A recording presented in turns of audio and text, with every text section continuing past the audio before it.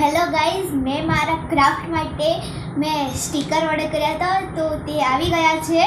તો હું તમારી સામે એની અનબોક્સિંગ કરીશ. ચલો કરીએ. આ રહ્યા મારા સ્ટીકર. તો પછી ચલો એને અનબોક્સિંગ કરીએ.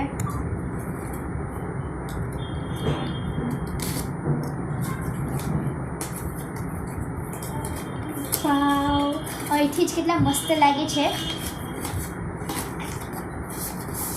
વાવ, कितना मस्त स्टिकर છે. So beautiful. દેખો આવી રીતે.